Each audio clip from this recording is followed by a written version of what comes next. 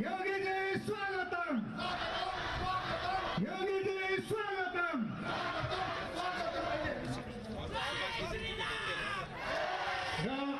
यतिकै समयसम्म तपाईहरुले प्रतीक्षा गरिरहनु भएका हाम्रा आदरणीय उत्तर प्रदेशका मुख्यमन्त्री योगी आदित्यनाथज्यू हाम्रो समक्ष आइपुग्नु भएको छ र उहाँलाई सबैले ताली बजाएर स्वागत गरिदिने म अनुरोध गर्दछु।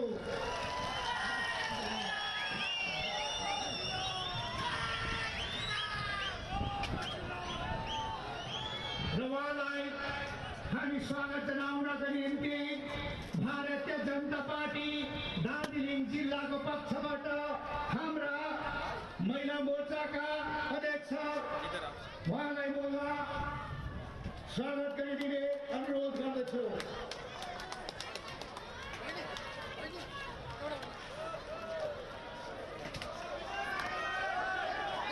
र साथसाथै हाम्रा सांसद राजु विष्टज्यूको बाहुलीबाट उहाँलाई टोपी लगाएर स्वागत जनाइदिने म अनुरोध गर्दैछु। अनि साथसाथै हाम्रा जातीय हतियार खुकुरी प्रदान गरेर उपहार प्रदान गरिदिने म अनुरोध गर्दछु।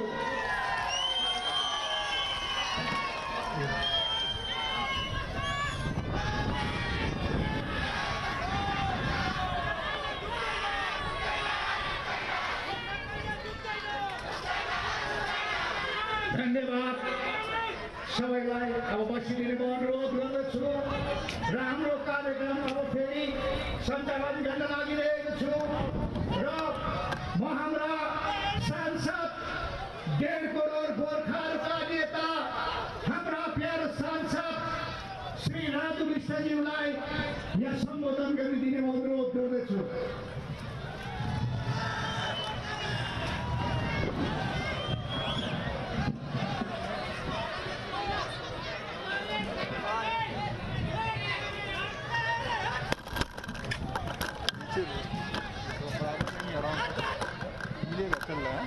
भारत माता की होइन यसरी त चल्दैन। ल अब हात माथि गर्नु त, हात यहाँ राख्नु त। सबैले यता बिचमा पनि अलि कन्जुसी गर्दैछन् यताको मान्छेहरूले, हेर्नुहोस् है, कन्जुसी नगर्नु। जय गोर्खा, जय गोर्खा, जय गोर्खा।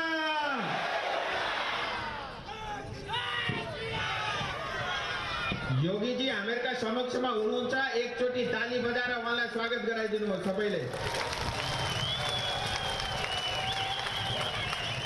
उत्तर प्रदेश के यशस्वी मुख्यमंत्री परम आदरणीय योगी आदित्यनाथ जी, आप एक संत भी हैं, आप एक आध्यात्मिक गुरु भी हैं और कुशल प्रशासक भी है।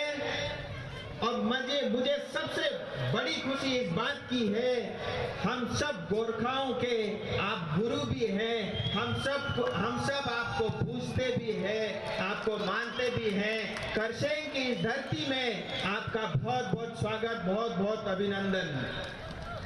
यसै का साथमा मंचमा उपस्थित सबै वरिष्ठ बन्धुगण, आदरणीय आरबी राई सर, मोहन घिसिङज्यू र साथै हामीहरुका जिल्ला अध्यक्ष कल्याण देवानज्यू, मनोज देवानज्यू, बीपी बजगाईज्यू, हामीहरुका खरसाङका क्यान्डिडेट अरुण घटानीज्यू, एनबी छेत्रीज्यू, महेन्द्र छेत्रीज्यू, अरुण घटानीज्यू, शंकर गुरुजी, हेमकुमार छेत्रीज्यू र साथै मिडियाका साथी र सबै सम्पूर्ण आमा बुबा, दाजुभाइ, दिदीबहिनी सबैलाई मेरो गोर्खे सलाम टक्राउन चाहन्छु।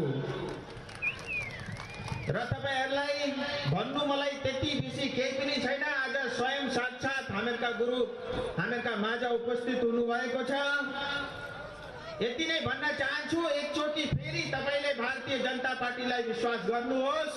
2019 मा तपाईले मलाई विजय बनाउनु भयो, 2021 मा पनि हामीहरुका सबै क्यान्डिडेटलाई तपाईले भोट दिएर विजय बनाउनुहोस्। मोदी जी को संकल्प हो, तर यो राजु विष्टको वचन हो। स्थायी राजनीतिक समाधान हुन्छ र गोर्खाको सपना पूरा हुन्छ र स्थायी राजनीतिक समाधान भनेको भारतको संविधानले गर्ने स्थायी राजनीतिक समाधान हो। ममता दिदीले गर्ने समाधान होइन, ममता दिदीको समाधान होइन। सायद भगवानले मलाई राजनीतिमा यही दिनका लागि पठाए होला कि गोर्खाको सपना यो 2024 भन्दा अगाडि नै पूरा होस् भनेर। त्यसका लागि म वचनबद्ध छु। मलाई रुपियाँ पैसा र कुर्सीको लालच छैन र हामीहरूका सिन्टक दाजुलाई पनि भन्न चाहन्छु, तपाईले जुन विकासको नाम लिएर काम गर्नु हुँदैछ, तपाईले खाली केन्द्र सरकारको पीएमजीएसवाई को रोडको पैसा लिएर फिता काट्ने काम मात्रै गर्नुभएको छ। र हामीहरूका ठुल्दाइले बारम्बार भन्दैछन् सांसदले बेसी बोले, म अझै बोल्छु, कसैका बाउले रोक्न सक्दैन। छाती ठोकी ठोकी बोल्छु र गोर्खाका लागि जति पनि सपनाहरू छ त्यो अवश्य पूरा गरेर देखाउने छु। आज हेर्नुहोस्, जीजीएम 1 र 2 भोट जता दिए पनि त्यो ममता दिदीलाई नै जाने हो र गोर्खाले त्यस्तो गल्ती कहिल्यै पनि गर्नु हुँदैन। टीएमसी भनेको 2017 हो। टीएमसी भनेको आन्दोलन मास्ने पार्टी हो।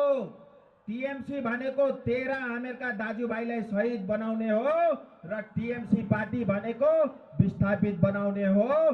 टीएमसी पार्टी भनेको गोर्खा जातिलाई मास्ने पार्टी हो।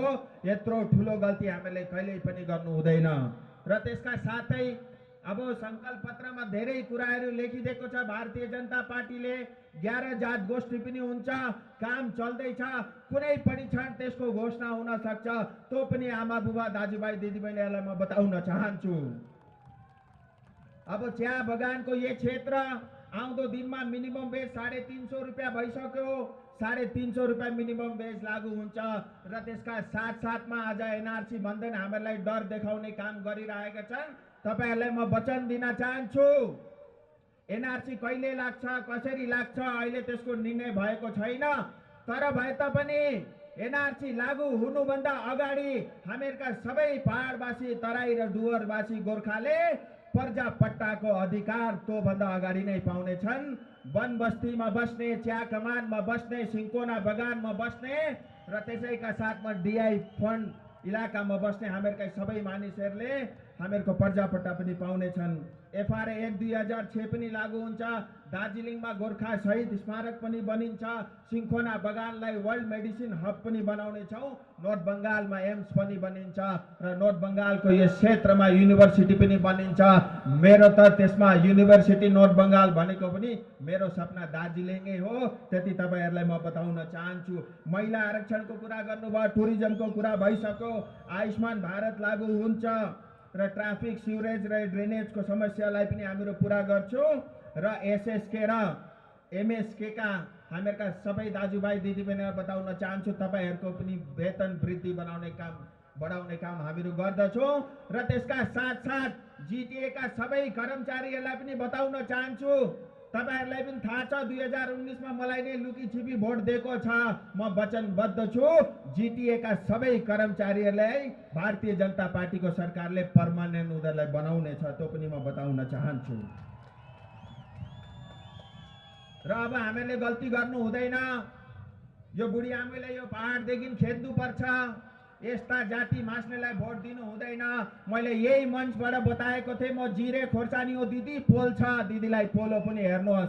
अब 2021 मा पनि त्यसरी नै हामीले एकचोटि देखाउनु पर्छ र मोदीजी माथि विश्वास राख्नु पर्छ। हामीहरूको मुद्दा अगर कसैले गर्न सक्छ भने भारतका यशस्वी प्रधानमन्त्री मोदीज्यूले मात्र गर्न सक्नुहुन्छ। जय गोर्खा, अलिक भएन, जय गोर्खा, जय गोर्खा। धन्यवाद।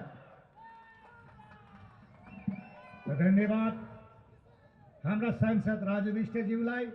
अब 1 मिनट पनि समय नफाली म यहाँ निम्ताउन चाहन्छु उत्तर प्रदेशका सम्माननीय मुख्यमन्त्री योगी आदित्यनाथज्यूलाई।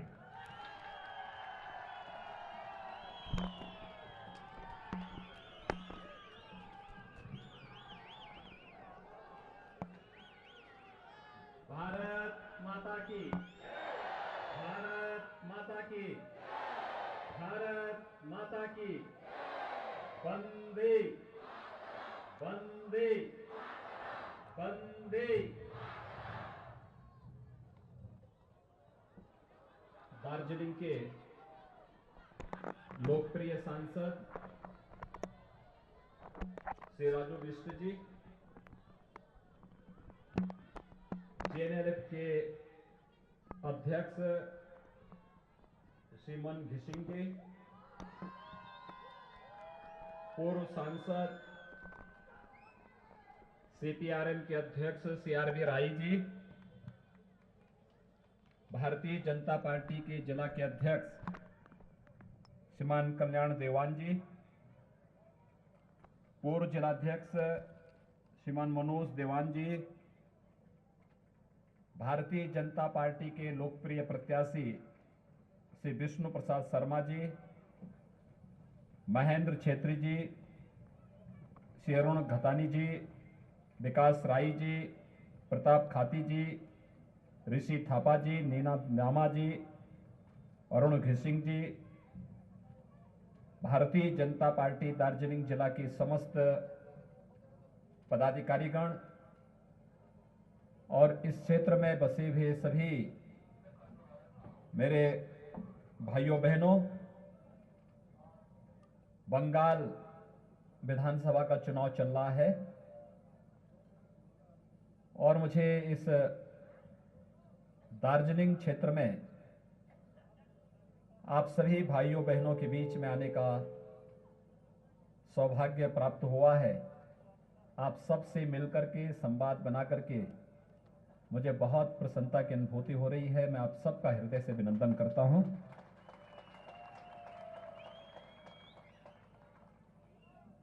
आपके हितों को लेकर के आपके नेताओं ने एक लंबी लड़ाई लड़ी है, लेकिन आपकी भावनाओं के साथ कांग्रेस ने, फिर कम्युनिस्टों ने और पिछले 10 वर्षों से टीएमसी लगातार खिलवाड़ कर रही है। यहां के निर्दोष नौजवानों के साथ जिस प्रकार का व्यवहार इन दलों का रहा है वह अत्यंत दुर्भाग्यपूर्ण रहा है। हम सब जानते हैं कि देश के अंदर अनेक समस्याएं थी 2014 के पहले, क्योंकि 2014 के पहले देश के अंदर जिन लोगों ने ज्यादा समय तक शासन किया था उसमें कांग्रेस या उसके सहयोगी दल ज्यादा थे। उन्होंने समस्याएं ज्यादा दी, वे समस्याओं के समाधान पर विश्वास नहीं करते थे। और आपने देखा होगा 14 के बाद मोदी जी के प्रधानमंत्री बनने के बाद उन समस्याओं का एक एक करके समाधान होता हुआ गया। आज देश के अंदर, जम्मू कश्मीर देश के अंदर आतंकवाद का सबसे बड़ा मुद्दा बना था, आज जम्मू कश्मीर की समस्या का समाधान हो गया है। दार्जिलिंग का नौजवान भी अगर चाहेगा आज के दिन कि वह जम्मू कश्मीर के अंदर अपने लिए जमीन और मकान खरीदना चाहता है, कोई आपको रोक नहीं सकता है। आप भी पूरे मजबूती के साथ जम्मू कश्मीर के अंदर अपने लिए जमीन और मकान खरीदने के अधिकारी हो सकते हैं। यह अधिकार मोदी जी ने आपको दिया, यह अधिकार लिया था कांग्रेस ने, लेकिन मोदी जी ने वापस यह अधिकार देश के नागरिकों को दिया। आज जम्मू कश्मीर विकास की प्रक्रिया के साथ जुड़ करके तेजी के साथ आगे बढ़ रहा है। भाइयों बहनों, बोडोलैंड की समस्या, मैं भी असम विधानसभा चुनाव में गया था।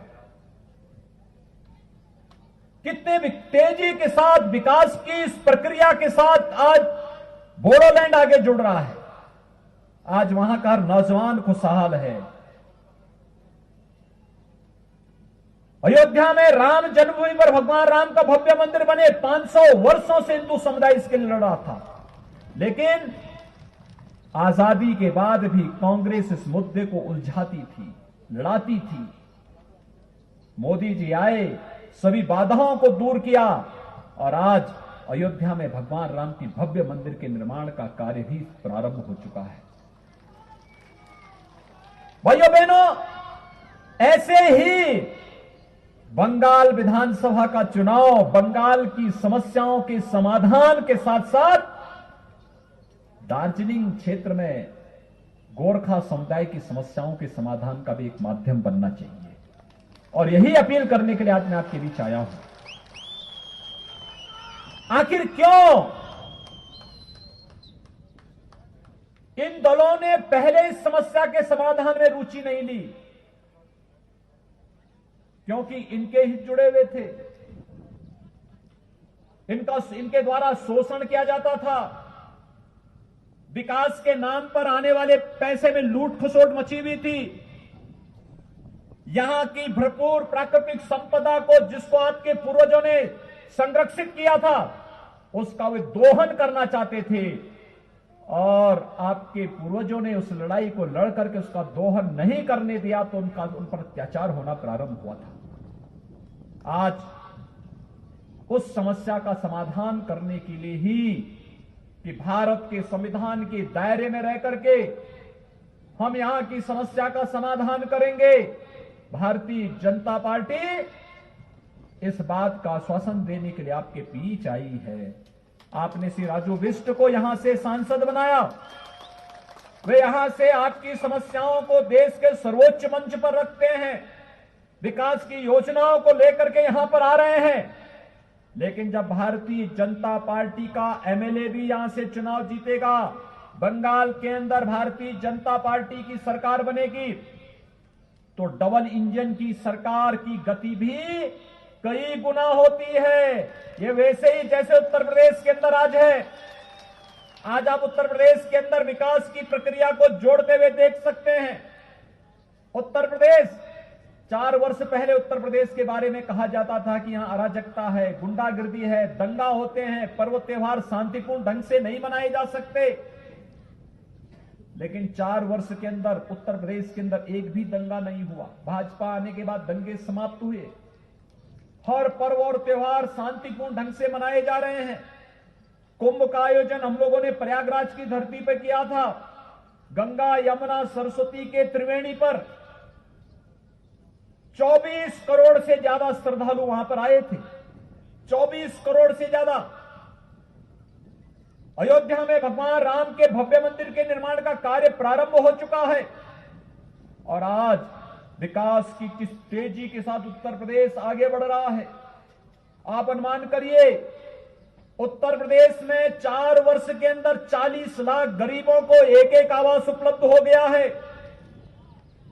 1 करोड़ 38 लाख गरीब परिवारों को निःशुल्क विद्युत के कनेक्शन, 1 करोड़ 57 लाख गरीबों को रसोई गैस के निःशुल्क कनेक्शन, 2 करोड़ 62 लाख गरीब परिवारों को एक शौचालय, 6 करोड़ गरीबों को 5 लाख रुपए सालाना आयुष्मान भारत की सुविधा, जिसमें 5 लाख रुपए हर वर्ष उन परिवारों को स्वास्थ्य बीमा के लिए सरकार के द्वारा उपलब्ध कराए जा रहे हैं। 2 करोड़ 42 लाख किसानों को प्रधानमंत्री किसान सम्मान निधि में 6,000 रुपए हर वर्ष उपलब्ध कराए जा रहे हैं। भाइयों बहनों, 14 करोड़ गरीबों को अकेले उत्तर प्रदेश के अंदर मुफ्त में राशन उपलब्ध करवाने का कार्य किया जा रहा है। ये काम गरीब कल्याण के हैं। आपने देखा होगा, बंगाल के अंदर भी पंचायत चुनाव हुए थे, कितनी हिंसा हुई थी, लोकल बॉडी के इलेक्शन में कितनी हिंसा हुई थी, और इस समय उत्तर प्रदेश के अंदर चुनाव चल रहे हैं, आपने एक भी जगह हिंसा नहीं देख रहे होंगे। मैं बंगाल में प्रचार कर रहा हूं, उत्तर प्रदेश में शांतिपूर्ण तरीके से चुनाव चल रहे हैं। यह है परिवर्तन। इंफ्रास्ट्रक्चर हमने नेपाल को, बिहार को, छत्तीसगढ़ को, झारखंड को, मध्य प्रदेश, राजस्थान, उत्तराखंड, हरियाणा, दिल्ली, इनसे जुड़ी हुई उत्तर प्रदेश की पूरी सीमाओं में जितने भी हमारे मार्ग थे उनको 4 लेन की कनेक्टिविटी से जोड़ा है।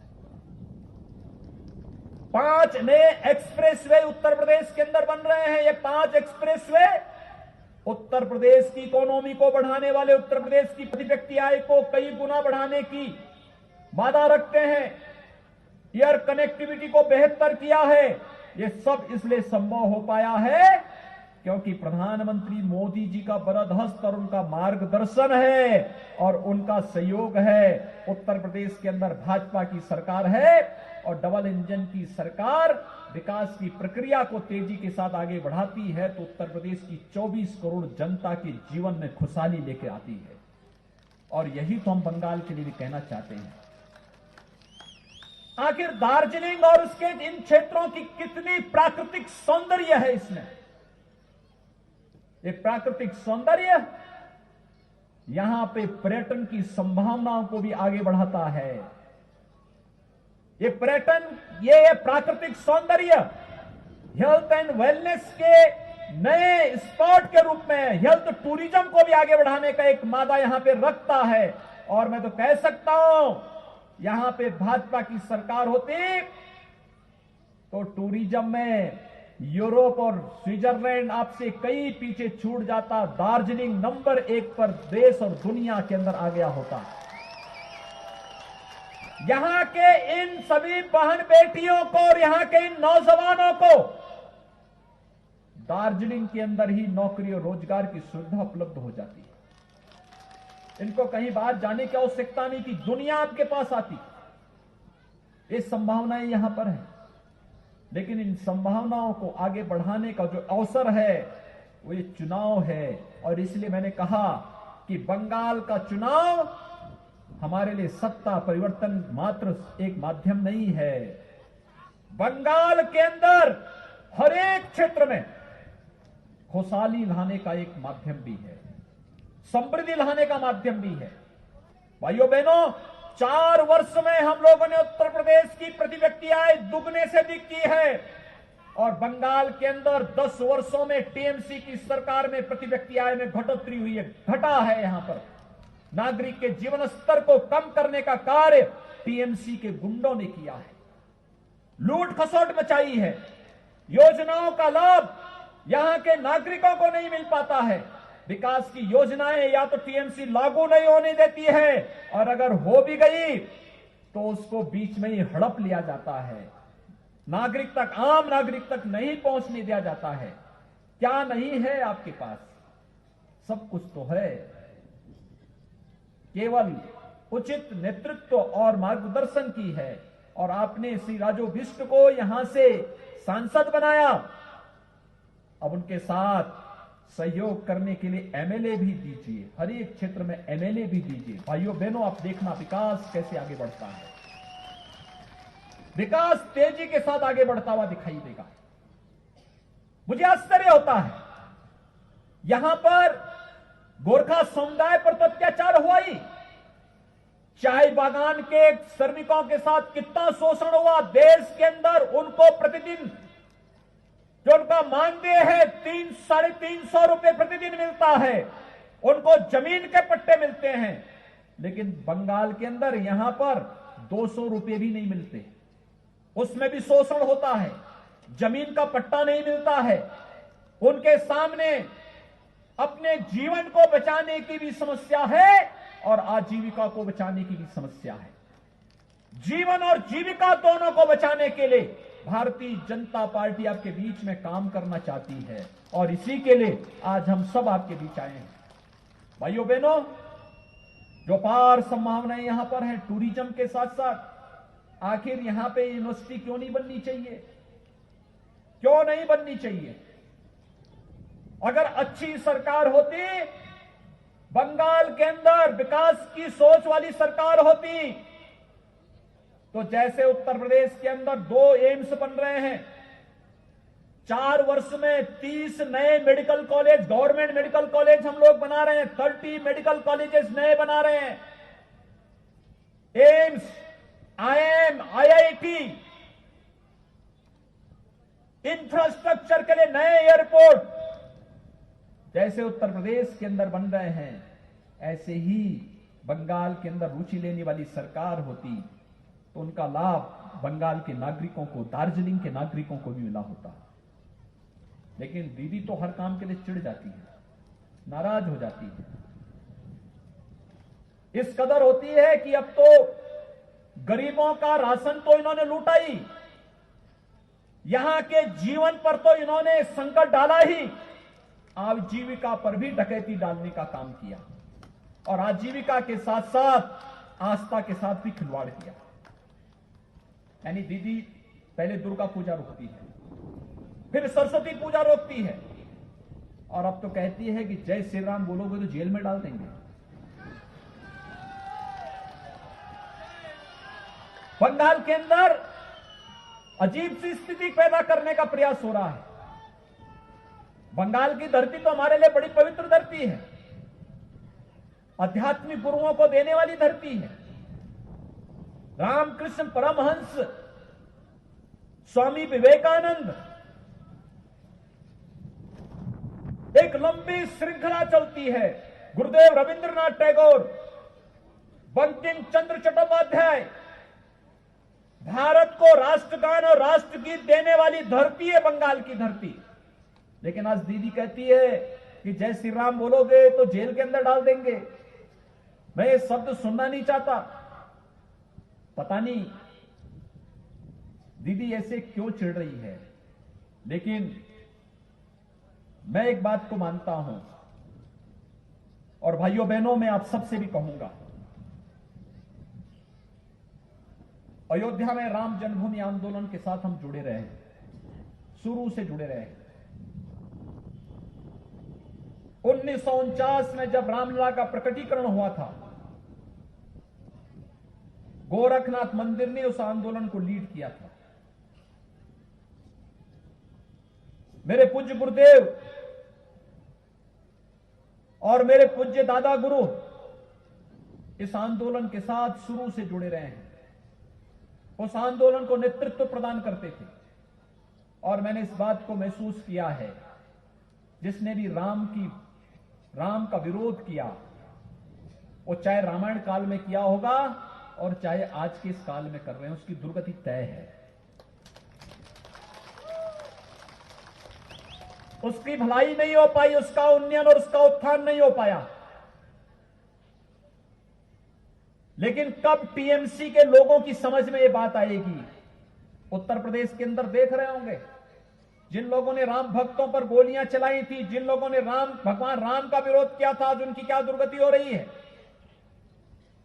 लेकिन बंगाल के अंदर भी अगर राम का विरोध करोगे तो बंगाल की जनता और दार्जिलिंग की जनता इसे बर्दाश्त नहीं करेगी। और यही तो यहां पर बंगाल के अंदर जब मैं आ रहा था, अभी यहां पर ये 12 से 15 किलोमीटर इस पहाड़ी रास्ते से आते हुए जब मैं आपके बीच में पहुंचा हूं, जहां भी मैं देखता था माताएं, बहनें, नौजवान, यहां के नागरिक, आम नागरिक जो सड़कों पे था, जैसे मुझे देखता था अभिवादन करता था जय श्री राम का।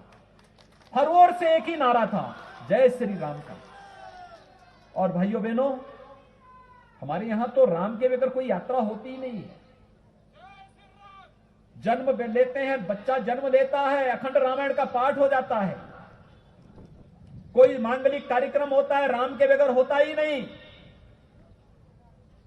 जन्म से लेकर के मरण तक की पूरी यात्रा राम के बगैर अधूरी है हमारे यहां। लेकिन यहां पर दीदी कहती है राम का नाम नहीं लेने देंगे। मैं दीदी को बताना चाहूंगा, बहुत सारे लोग हुए हैं जिन्होंने राम का विरोध किया, इतिहास में सब गायब हो गए, कोई पूछता ही नहीं। राम भक्तों को सदैव विजय मिली है। और भाइयों बहनों, आज मैं आप सबसे यही अपील करने के लिए आया हूं, हमें सोनार बांग्ला के सपने को साकार करने के लिए कार्य करना है। गोरखा समुदाय की समस्याओं के समाधान के लिए कार्य करना है। हमें इस बात को ध्यान में रखना होगा, भारत के संविधान के दायरे में रह करके भारत के अंदर हर समुदाय की समस्या का समाधान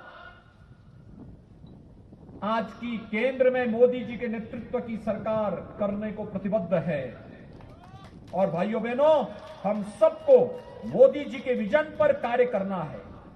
हम सबको मोदी जी के नेतृत्व में कार्य करना है।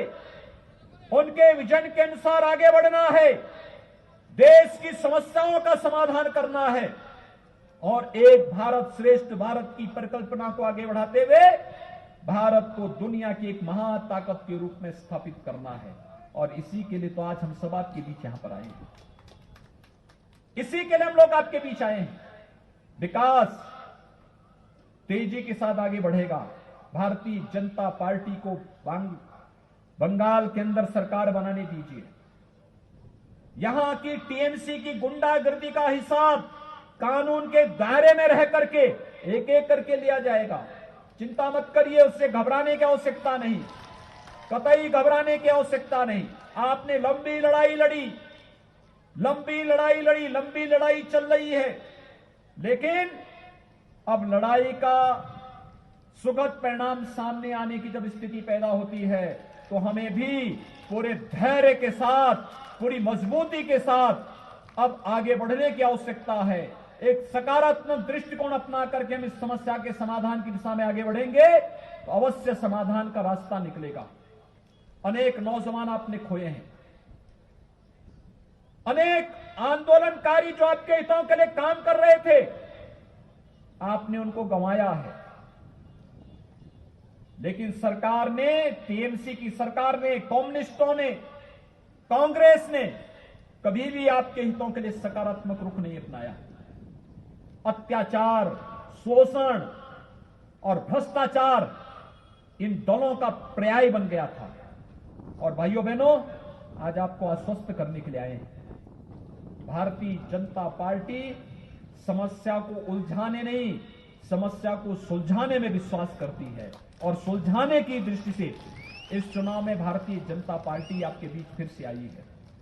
आपका सकारात्मक रूप भारतीय जनता पार्टी के प्रति दिखाई दे रहा है, हर एक क्षेत्र में देखने को मिला है। आपने लोकसभा चुनाव में समर्थन किया, विधानसभा चुनाव उसकी अगली कड़ी है। और जो मैंने कहा, जब डबल इंजन की सरकार आएगी, तेजी के साथ एक कार्यक्रम आगे बढ़ेंगे, तेजी के साथ आगे बढ़ेंगे। आज आपने देखा होगा, नई नई दृष्टि कार्यक्रम आगे बढ़ रहे हैं, अलग अलग क्षेत्रों में कार्यक्रम चल रहे हैं, विकास की प्रक्रिया तेजी के साथ आगे बढ़ रही है। देश के अंदर 70 वर्ष लगे, देश के अंदर 55 वर्षों तक कांग्रेस ने शासन किया, एक एम्स दिल्ली में दिया और मोदी जी ने 6 वर्ष में 22 नए एम्स देश के अंदर दिए हैं, जिसमें से 2 एम्स यूपी में बन रहे हैं। क्यों नहीं आपका यहां बनना चाहिए? क्यों नहीं दार्जिलिंग में एक विश्वविद्यालय बनना चाहिए? क्यों नहीं यहां पर यहां की आवश्यकता के अनुरूप सुविधाओं का उन्नयन होना चाहिए?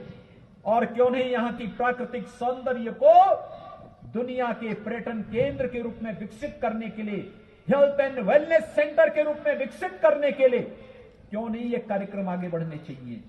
ये बढ़ने की इच्छा शक्ति के लिए उस प्रकार के जनप्रतिनिधि और उस प्रकार की सरकार होनी आवश्यक है। और उस प्रकार की सरकार के लिए आपके बीच में आपका समर्थन प्राप्त करने के लिए, भारतीय जनता पार्टी के प्रत्याशी के पक्ष में समर्थन प्राप्त करने के लिए आज हम सब आपके बीच भाइयों बहनों यहां पर आए हैं। मैं आप सबसे अपील करूंगा, श्री विष्णु प्रसाद शर्मा को भारतीय जनता पार्टी के प्रत्याशी के रूप में आपके बीच आए हैं, इन्हें भारी बहुमत से विजयी बनाने की अपील आप सबसे करने के लिए आया हूं। श्री विष्णु प्रसाद शर्मा को आप लोग सही समर्थन देंगे?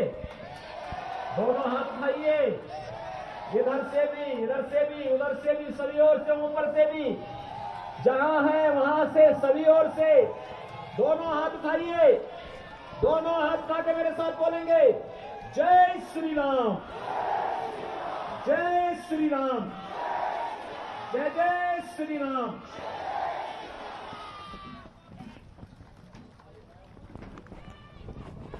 धन्यवाद।